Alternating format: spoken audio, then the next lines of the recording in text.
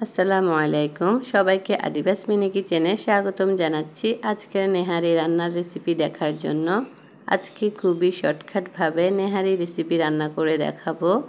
যদিও নেহারি কিন্তু এক এক এলাকায় এক একভাবে রান্না করা হয়।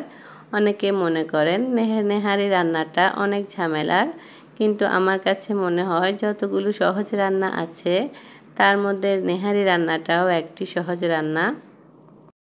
আমার কাছে যেমন এটা সহজ লাগে তেমন এটার স্বাদ নতুন করে বলার কিছু নেই। এটা কতটা টেস্টি সেটা সবাই জানে।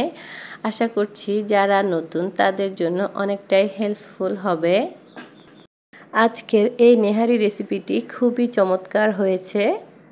আপনারাও যদি এভাবে ট্রাই করেন তাহলে আমার বিশ্বাস আপনাদের কাছে অবশ্যই ভালো লাগবে। তো এবার মূল রেসিপিতে চলে যাচ্ছি।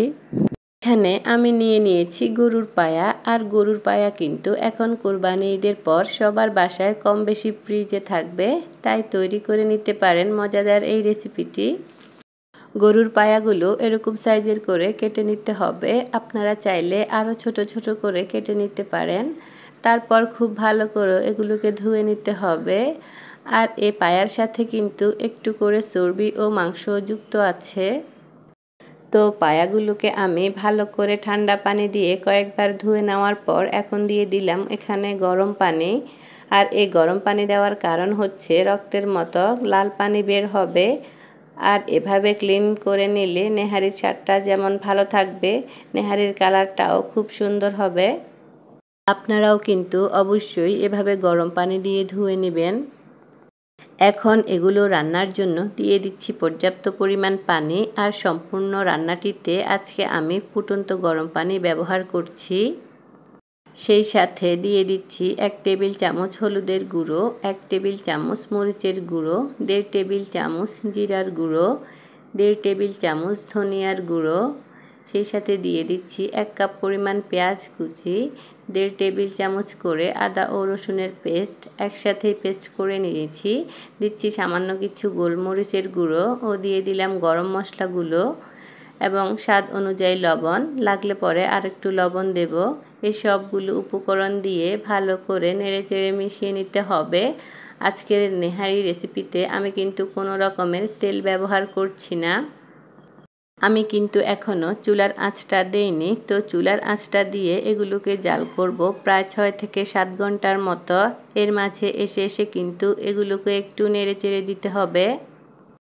প্রায় 6-7 ঘন্টা পর ফিরে এলাম। দেখতেই পাচ্ছেন ঝোল কিন্তু অনেকটাই ঘন হয়ে আসছে, আর পায়াগুলোও পুরোপুরি সিদ্ধ হয়ে গেছে। এই পায়াগুলোকে কিন্তু একদম মিডিয়াম টু লো আঁচে রেখে রান্না করে নিয়েছি। এখন এর মধ্যে দিয়ে দিচ্ছি 7-8টার মতো কাঁচামরিচ। আপনারা ঝাল বুঝে কমিয়ে বাড়িয়ে আপনাদের পছন্দ মতো দিবেন। আর এই পর্যায়ে অবশ্যই লবণটা চেক করে নেবেন। আমি চেক করেছি, একটু লবণ লাগছে। লবণটা দিয়ে একটু মিশিয়ে নিতে হবে। এবার দিয়েছি টালা জিরার গুঁড়ো 1 টেবিল চামচ। সরি, এটা ক্যামেরা একটু কাটা পড়েছে। এবং দিয়ে দিচ্ছি 1 চা চামচ গরম মশলার গুঁড়ো। আবারও একটু করে নেড়েচেড়ে মিশিয়ে নিচ্ছি। যারা আমার চ্যানেলে নতুন আছেন এরকম ইজি রেসিপি দেখার জন্য প্লিজ আমার চ্যানেলটি অবশ্যই সাবস্ক্রাইব করে দেবেন। এখন ঢাকনা দিয়ে আবারও 10 থেকে 15 মিনিট লো আঁচে রান্না করব। কিছুক্ষণ পর ঢাকনাটা এখন তুলে নিচ্ছি। আমার রান্নাটা হয়ে গিয়েছে। আমি এখানে কিন্তু কোনো রকমের চালের আটা বা ময়দা কোনোটাই ব্যবহার করিনি। এটা এমনিতে অনেক বেশি টেস্টি। ঝোল বেশি ঘন করার জন্য আটা বা ময়দা মেশানোর কোনোই প্রয়োজন নেই। এগুলো মেশালে টেস্টটা কিন্তু চেঞ্জ হয়ে যায়, অটুট থাকে না। এবার ভাগারের জন্য চুলায় একটা ফ্যান বসিয়ে দিচ্ছি। এর মধ্যে দিলাম 2 টেবিল চামচ সয়াবিন তেল। তেল গরম হয়ে এলে দিয়ে দিচ্ছি বড় সাইজের পেঁয়াজ কুচি, 3-4 কোয়া রসুন কুচি। পেঁয়াজ ও রসুন একসাথেই ভেজে নিচ্ছি। আপনারা চাইলে শুধু পেঁয়াজ দিয়েও ভাগার তৈরি করতে পারেন।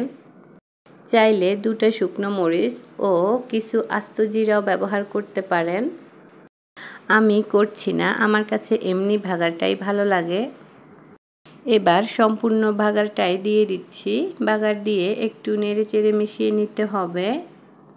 দেখুন মাশাআল্লাহ লুকটা কত অসাধারণ হয়েছে, আর খেতেও কিন্তু কি বলবো অসাধারণ হয়েছে। চালের আটার রুটি, পরোটা, গরম ভাত, নান রুটি সব কিছুর সাথেই এটা ভালো লাগে। যদি এভাবেই তৈরি করেন তাহলে বুঝতে পারবেন। এটা যদি 2-1 দিন ধরে অল্প অল্প করে জাল করে খাওয়া হয় তাহলে এটা আরও বেশি সুস্বাদু হয়।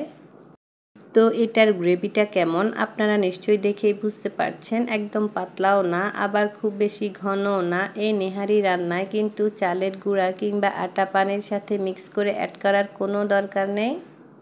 এটা এমনিতে অনেক বেশি টেস্টি হয়। আপনারা অবশ্যই এভাবে রান্না করবেন এবং কমেন্টস করে জানাবেন কেমন হয়েছে।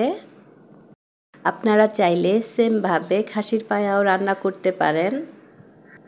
খাসির পায়া রান্নায় সময় আরও অনেকটাই কম লাগে। আশা করছি আমার আজকের রেসিপিটি আপনাদের কাছে ভালো লেগেছে। আমি একটু পেঁয়াজ বেরেস্তা ছড়িয়ে দিচ্ছি আর কিছু কাঁচামরিচ কুচি দিচ্ছি, এতে করে দেখতে বেশি ভালো লাগে। আমার রেসিপিটি ভালো লাগলে অবশ্যই সাবস্ক্রাইব করে পাশেই থাকবেন। যারা এতক্ষণ সাথে ছিলেন সবাইকে ধন্যবাদ জানিয়ে আজকের মতো এখানেই বিদায় নিচ্ছি।